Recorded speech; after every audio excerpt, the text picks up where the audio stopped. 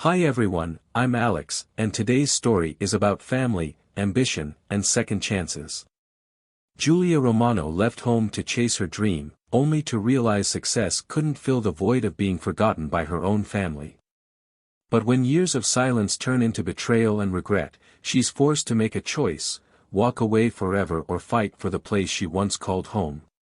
Will she reclaim her family's love, or has she lost it all? Stay with me to find out. In the heart of Chicago, nestled between towering skyscrapers and high-end boutiques, stood Rosetta's, an Italian fine dining restaurant that had become one of the city's most coveted culinary gems. Giulia Romano, the restaurant's owner and executive chef, had spent the last 12 years perfecting her craft, elevating simple family recipes into Michelin-starred artistry. Her restaurant wasn't just a business, it was proof of her talent, her dedication, and her vision. And yet, no matter how much she achieved, there was one place where she still wasn't welcome: her own family's restaurant. Giulia had grown up in Romano's Trattoria, a cozy Italian restaurant in a small town outside Cincinnati, Ohio. The Trattoria had been the heart of the community for over 40 years, with Frank Romano, her father, presiding over the kitchen like a general, ensuring that no recipe was altered and no tradition broken. Her mother, Teresa, was the warm presence in the dining room, making every customer feel like part of the family. And then there was Sophie, her younger sister, the golden child who had seamlessly stepped into the role Giulia had abandoned. From the time she was old enough to hold a knife, Giulia had worked alongside her father, absorbing his every move. But while Frank saw the kitchen as a place of preservation, Giulia saw it as a space for reinvention. She dreamed of modernizing dishes, infusing creativity into old recipes. Whenever she experimented, her father would shake his head. "This isn't what we do, Giulia. People come here for tradition, not for change." She could still hear his voice, firm and absolute, every time she tried to suggest something new. And so, at 25, she made a choice that changed everything. She left. "You're turning your back on your family," her father had said the night before she packed her bags for Chicago. He didn't yell. He didn't plead. He simply turned away and never looked back. Over the years, Giulia built Rosetta's from the ground up, proving that she could succeed on her own terms. Her restaurant became a sensation, drawing in critics and high-profile clients. She had achieved everything she had set out to do. And yet, it never filled the void. Despite their estrangement, Giulia never truly let go of her family. From behind the scenes, she ensured that Romano's Trattoria had access to premium ingredients at a fraction of their real cost. She recommended the restaurant to food critics and restaurant investors, sending business their way without them ever knowing. It was her way of staying connected. But no matter what she did, her name was never spoken at home. Sophie had become the perfect heir, embodying everything their parents had ever wanted. She was always present, always reliable. Every Christmas, while Romano's was filled with warmth and laughter, Giulia spent the evening at Rosetta's, orchestrating a flawless holiday menu for strangers who adored her food but would never know her story. And so, she convinced herself that it didn't matter. Until one morning, as she sat in her restaurant's quiet dining room, sipping her first espresso of the day, her phone buzzed with a notification. An Instagram post. A familiar red brick building filled the screen: Romano's Trattoria, celebrating its 40th anniversary. The caption read, "For decades of love, tradition, and family." Her stomach twisted. No invitation. No message. No acknowledgement. Giulia's eyes scanned the photo. Her parents stood side by side, beaming with pride. Sophie was there, her arm wrapped around them, surrounded by old friends, longtime customers, and community members. Everyone who mattered. Except her. She let out a quiet, bitter laugh, scrolling through the comments. People congratulating her parents. Former staff members reminiscing about the Trattoria's history. Even industry professionals she had personally introduced to the restaurant had commented, but her name was nowhere to be found. For all her success, for all her sacrifices, she was still the daughter who had walked away. And now, she wondered if there had ever been a way back at all. Giulia Romano had spent years convincing herself that the past no longer had power over her. She had poured everything into Rosetta's, built a life in Chicago that any chef would envy. Yet, as she stared at the anniversary photo of Romano's trattoria, something inside her cracked. She wasn't sure what she had expected. An invitation? A simple text? Maybe just the smallest acknowledgement that she still belonged. Instead, it was as if she had been erased from their lives entirely. The longer she looked at the picture, the more it burned. Her parents looked happier than ever. Her sister Sophie, dressed in an elegant navy dress, stood at their side, effortlessly filling the role that Giulia had abandoned. Customers laughed, glasses clinked, and beneath the photo, comments flooded in, a true legacy, an incredible family, so much love and tradition in one place. Love. Family. Tradition. None of it had included her. Her phone vibrated again. Another message, this time from a longtime food critic she had once introduced to her family's restaurant. Romano's was spectacular last night. Your sister is really making a name for herself. Your dad must be so proud. Something inside Giulia twisted. Proud. The word felt like a blade to the ribs. For years, she had convinced herself that her success would eventually win back their respect. That if she worked hard enough, built something remarkable, they would finally see that she had never turned her back on them, only on the limitations they had placed on her. But no matter what she did, it was never enough. She had spent the last decade quietly ensuring that Romano's trattoria thrived. The high-end truffles. She had negotiated those deals. The premium Italian wine selection. She had introduced the suppliers. The sudden influx of wealthy customers. She had personally recommended their restaurant to clients, food writers, and investors. She had done everything a daughter could do to prove her love, even if they never knew it. And yet, here she was. Watching from the outside. Uninvited. Unacknowledged. Unwanted. Her fingers tightened around her phone as anger and hurt coiled inside her. They had taken everything she had given them, but they had given her nothing in return. Her restaurant had a full reservation list that night, a bustling kitchen waiting for her direction, but Giulia couldn't focus. Instead, she found herself staring at Romano's reservation log, a private file she had kept for years. She had made discreet calls to secure reservations for their special night, a high-end catering service for their anniversary, premium ingredients flown in from Italy, a private dining room at one of Cincinnati's most exclusive restaurants. Everything had been arranged by her. And they hadn't even thought to tell her about the party. A cold realization settled over her. If she had never checked Instagram, she would have never known. A sharp bitterness filled her chest as she clicked through her emails, finding the list of suppliers who had been working with Romano's at her request. Each one had been providing exclusive discounts and priority shipments, all because of her connections. She had made their lives easier without them ever needing to lift a finger. And they still saw her as the daughter who had left. She stared at her laptop screen, her heart hammering against her ribs. Enough. Her fingers moved swiftly, faster than she could second-guess herself. She pulled up her contact list and dialed the catering company. Yes, this is Giulia Romano from Rosetta's in Chicago. I need to cancel a reservation. The receptionist hesitated. Of course, Ms. Romano. Which event? She didn't waver. The Romano's Trattoria anniversary party. Cancel everything. The words tasted foreign in her mouth, but she didn't stop. One by one, she called every supplier she had set up for them. The premium truffle shipment. Gone. The high-end wines. Cancelled. The specialty seafood order. No longer available. Her voice remained steady as she sent emails, severing ties between her suppliers and her family's restaurant. With every keystroke, the anger burned hotter. Why should she continue giving to people who refused to give anything back? By the time she finished, the emails were sent, the cancellations confirmed. Her hands trembled slightly as she closed her laptop, but she ignored the lingering doubt pressing against her ribs. They had made their choice.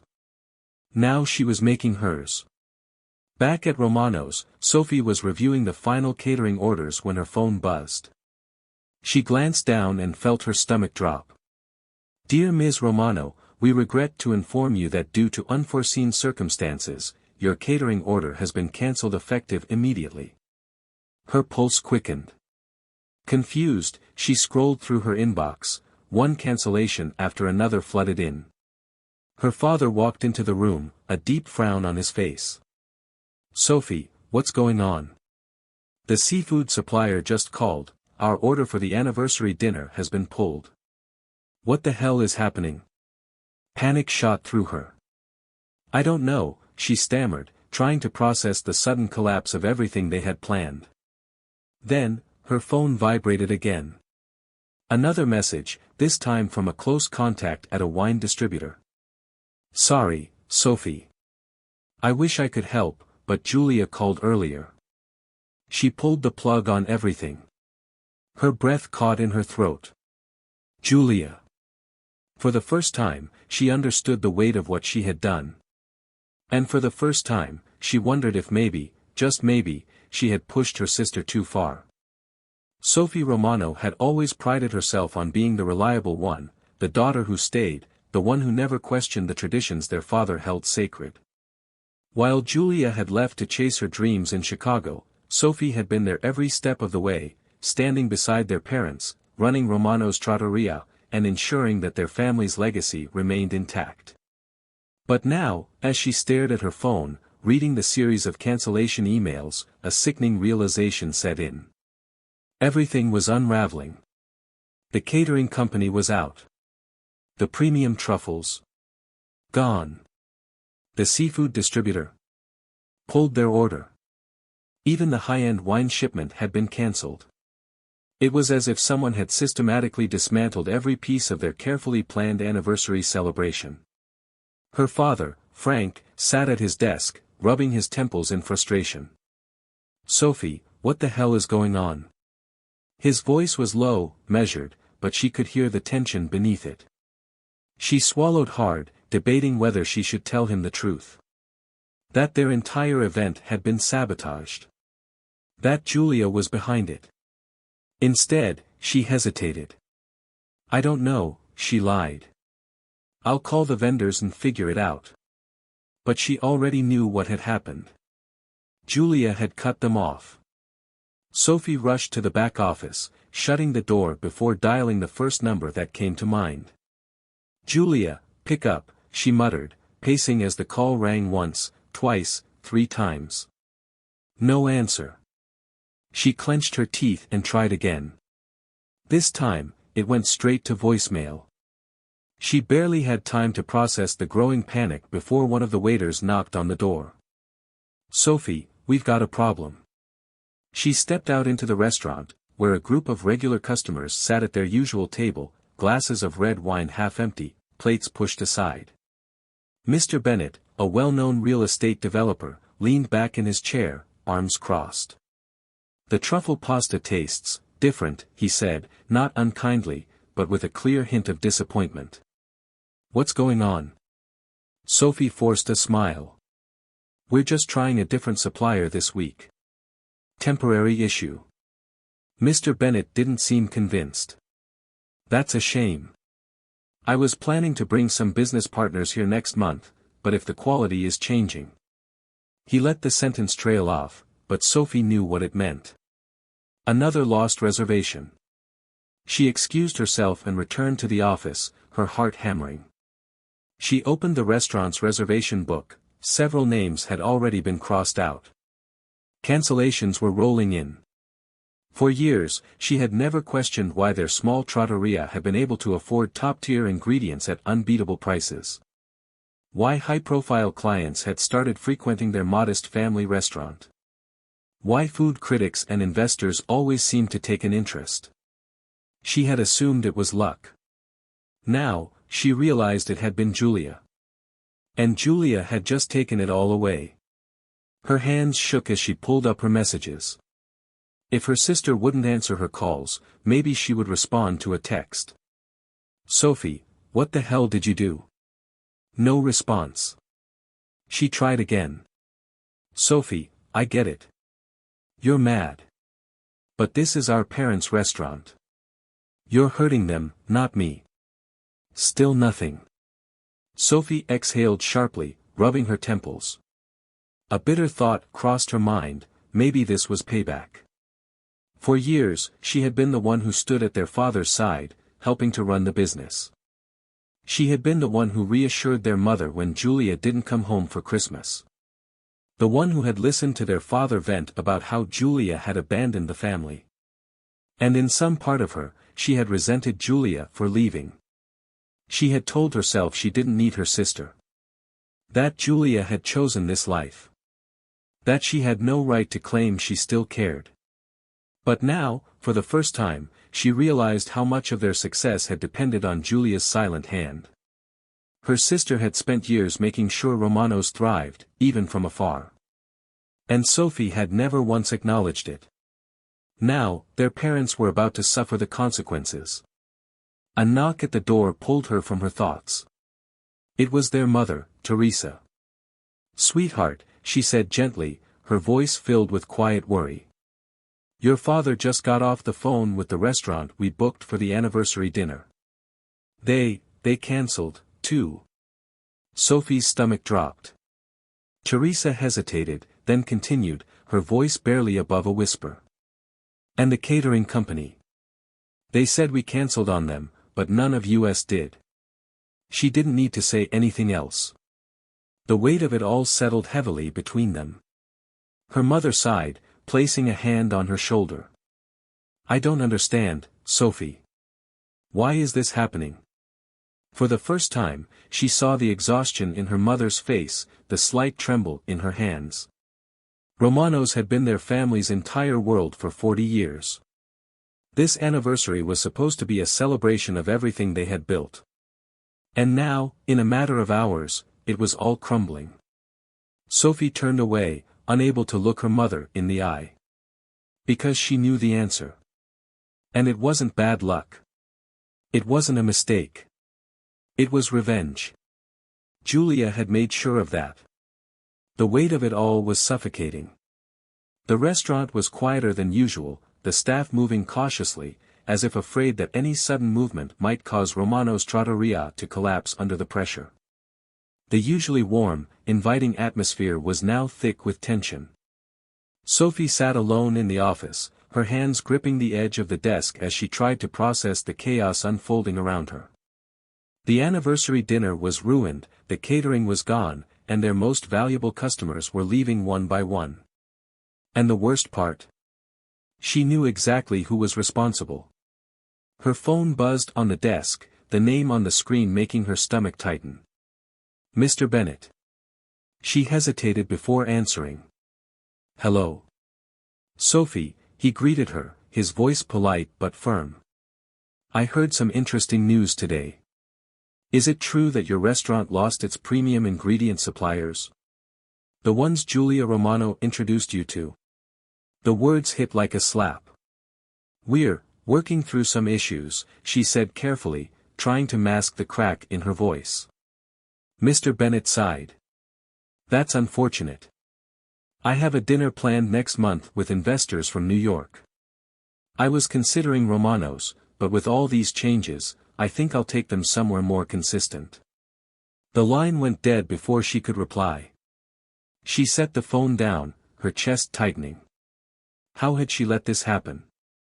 Her father's voice broke the silence. "Sophie."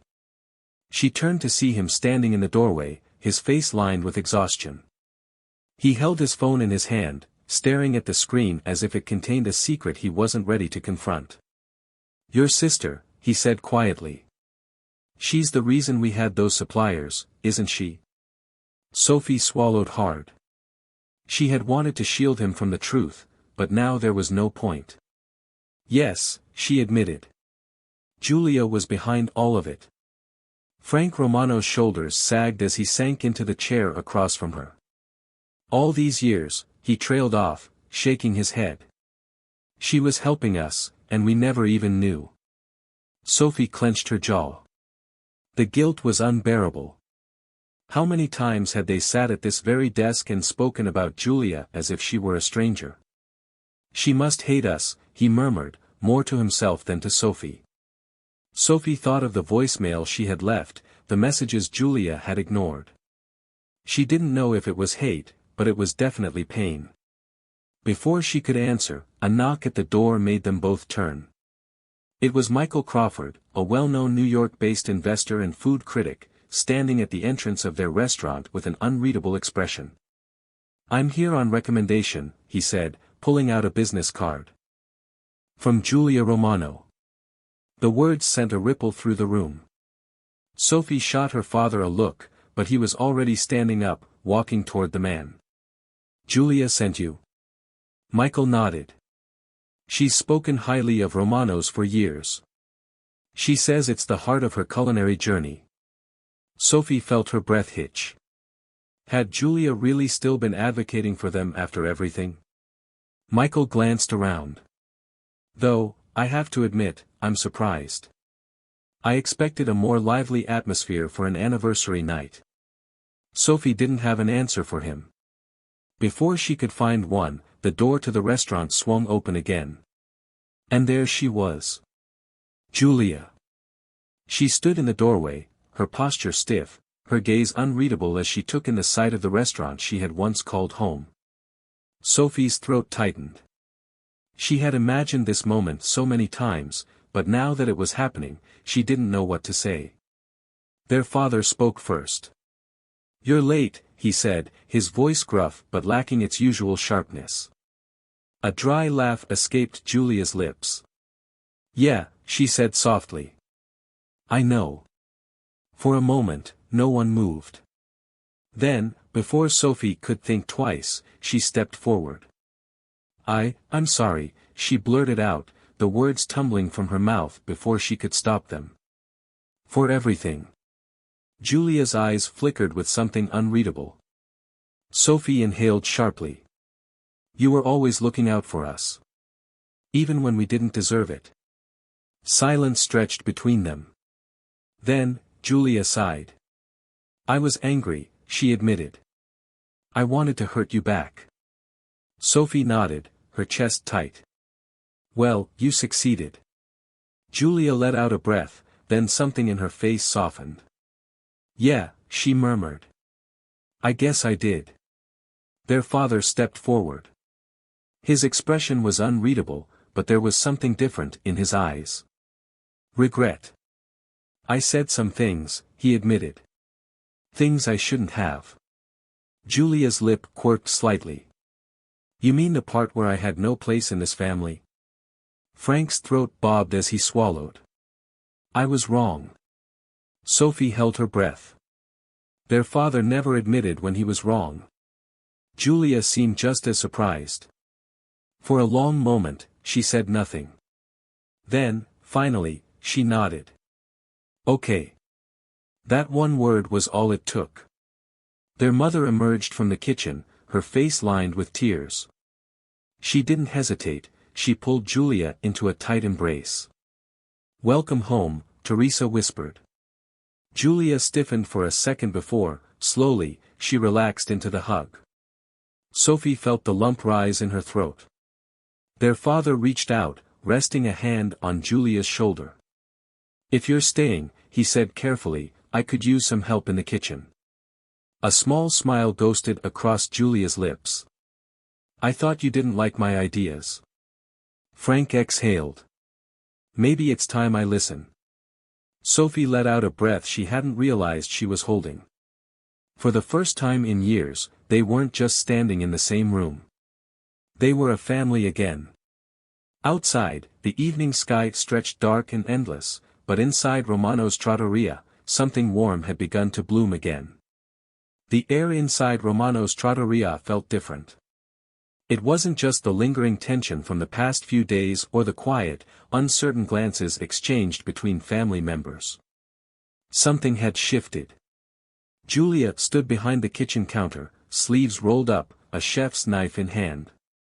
It had been years since she had worked in this kitchen, but the movements came back like muscle memory. Across from her, Frank Romano, her father, the man who had once told her she had no place in this family, watched in silence as she prepped a fresh batch of pasta. He didn't speak, didn't criticize. He just observed. And for the first time in years, his gaze wasn't filled with disappointment. Sophie moved beside her, chopping herbs, stealing glances at her older sister. There was still so much unsaid between them, but at least now, they were standing side by side instead of on opposite sides of a battle.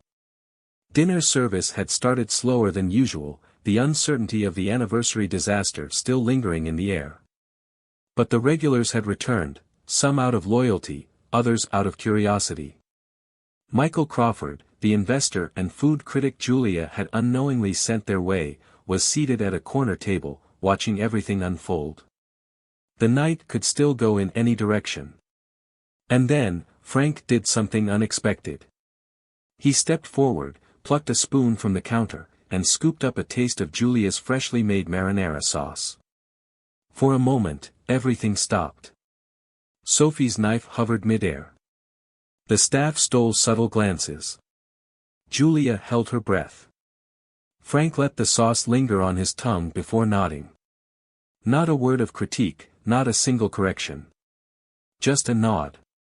That was more than Julia had ever expected. The rest of the night felt like something between a test and a reconciliation. Julia worked seamlessly alongside her father and sister, improvising when needed, adjusting dishes on the fly. They weren't perfect yet, but the walls that had stood between them for years had started to crack. By the time the last plates were cleared, the restaurant hummed with warmth again. The night that had started with doubt ended with something dangerously close to hope. After the doors closed and the last customer left, the Romano family sat together at one of the corner tables, something they hadn't done in over a decade. A bottle of red wine sat in the middle, half empty, glasses scattered around it. Teresa, their mother, watched her daughters with misty eyes. "This reminds me of when you were kids," she said softly. "The two of you would sit in the kitchen, arguing about who got to stir the sauce." Sophie smiled. "I always won." Julia smirked, raising an eyebrow. "That's because you always whined to Dad." Their father let out a gruff chuckle but didn't argue. That alone was a victory. Then, Julia took a deep breath. "I want to help rebuild this place." Sophie and Teresa both looked up in surprise. Julia cleared her throat. "I know I have my restaurant in Chicago. But Romano's is still home. We don't have to keep things exactly the same. We can honor the past while making room for the future." Frank studied her carefully. "And what exactly are you suggesting?" Julia leaned forward. "Let's modernize the menu, but without losing what makes Romano's special. Keep the classics, but introduce new dishes. Seasonal ingredients. A special tasting menu once a month to draw in more customers." Sophie nodded, her mind already racing with ideas. "We could do farm-to-table sourcing. Maybe partner with local suppliers instead of relying on distributors." Frank was quiet for a moment. Then he exhaled. "If we do this, we do it together." It wasn't a yes. But it wasn't a no either. Julia smiled. "Deal." The next morning, the work began.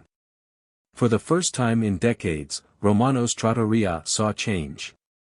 The dining room was refreshed with modern yet rustic touches, new light fixtures, polished wooden tables, subtle but meaningful updates that breathed life into the old space. The menu saw careful but strategic changes. The beloved lasagna and signature truffle pasta remained, but they were now joined by seasonal risottos, fresh seafood specials, and handmade pasta dishes that fused traditional flavors with a contemporary twist. Sophie, inspired by her sister's boldness, enrolled in a culinary course in Chicago, traveling back on weekends to help with the restaurant. Frank, ever the perfectionist, reluctantly agreed to experiment with some of Julia's ideas, though he still made sure to grumble about it. And Julia, for the first time in a long time, felt like she belonged again. 3 months later, Romano's Trattoria reopened its doors to an entirely new chapter. The first night back, the restaurant was packed. Regulars came to see what had changed. New customers arrived, intrigued by the whispers of reinvention. Michael Crawford returned, taking notes as he sampled both the old and new menu items. By the end of the night, he simply raised his glass and said, This is how you honor a legacy." Julia and Sophie stood at the pass, watching as their kitchen hummed with efficiency, their father moving between stations like he had done for over 40 years. As the last customer left, their mother poured another round of wine at the now familiar corner table. Frank lifted his glass. To the future of Romano's. The glasses clinked together, and for the first time in years, they were a family again, not just by blood, but by choice. As Julia looked around, she realized something. She had spent so many years thinking that success meant proving herself, but maybe true success wasn't about what she built on her own, it was about what they built together. 1 year later, Romano's Trattoria had transformed. The once fading restaurant had found new life, blending the rich traditions of the past with a future full of promise. The rustic brick walls still held the warmth of generations, but now, modern accents gave the space a refreshed energy. The smell of fresh herbs and simmering sauces filled the air, as laughter and conversation echoed through the dining room. It was a Friday night, and the restaurant was packed. Old regulars had returned, eager to see what remained familiar, while new customers arrived, drawn in by the reputation Romano's had rebuilt. At the pass, Julia and Sophie worked side by side, calling out orders, plating dishes with synchronized precision. It had taken time for them to find their rhythm, but now, they moved as if they had been doing this together for years. At the chef's table, Michael Crawford and a team of food critics dined, sampling the carefully curated menu. He had been watching Romano's closely since the anniversary fallout, curious to see if the restaurant could survive its own chaos. By the time dessert arrived, he set his fork down and smiled. "This is it," he said. "This is the Romano's people will remember, and the one they will talk about for years to come." Julia exhaled, tension she hadn't even realized she was holding finally melting away. Across the room, their father stood at his usual spot near the kitchen, watching quietly. His hands, once calloused from years of kneading dough and chopping vegetables, rested on the counter as he observed the restaurant he had built, now stronger than ever. Teresa Romano, ever the heart of the family, moved gracefully between tables, greeting guests with her signature warmth. And for the first time in years, Frank Romano didn't look at his daughters with worry or regret. He simply watched them with pride. After the last plate was cleared and the final customer had left, the Romano family gathered at their corner table, as they always did now. A bottle of red wine sat between them, glasses half full, the dim glow of the restaurant casting soft shadows across their faces. Sophie leaned back, stretching her arms. "I can't believe how busy we've been," she said, shaking her head. "I thought tonight would never end." Julia smirked. "And you wanted to handle the kitchen on your own." Sophie scoffed. "I'm getting there." Their father chuckled, the sound rare but genuine. "You're both stubborn," he muttered, shaking his head. "But at least now, you're stubborn in the same direction." Teresa smiled, reaching across the table to squeeze Julia's hand. "It's good to have you home," she said softly. Julia's throat tightened. She had spent so many years thinking that coming home meant giving up her dreams, that if she returned, it would mean admitting she had failed. But now, sitting here, surrounded by the people she loved, she realized something. This was never about winning or proving herself. It was about belonging. She wasn't just Julia Romano, the chef of Rosetta's in Chicago. She was Julia Romano, daughter of Frank and Teresa, sister to Sophie, part of something bigger than herself. She lifted her glass. "To Romanos," she said. Her father nodded, lifting his own. "To family." The glasses clinked together, and in that moment, the past no longer mattered. The mistakes, the anger, the lost time, it was all behind them. What mattered was this. Right here. Right now. Outside, the city lights flickered, casting a warm glow through the restaurant's windows. The sign above the door, Romano's Trattoria, since 1982, stood proudly against the night sky. Some things changed. Some things stayed the same. But as long as they had each other, Romano's would always stand. At its heart, this story is about family, forgiveness, and the power of second chances. Julia spent years believing that success meant proving herself, thinking that leaving home was the only way to build something meaningful. Yet, despite all she achieved, she still longed for the acceptance and belonging she had left behind. It wasn't until she confronted her past that she realized home was never about a place, it was about the people who truly loved her.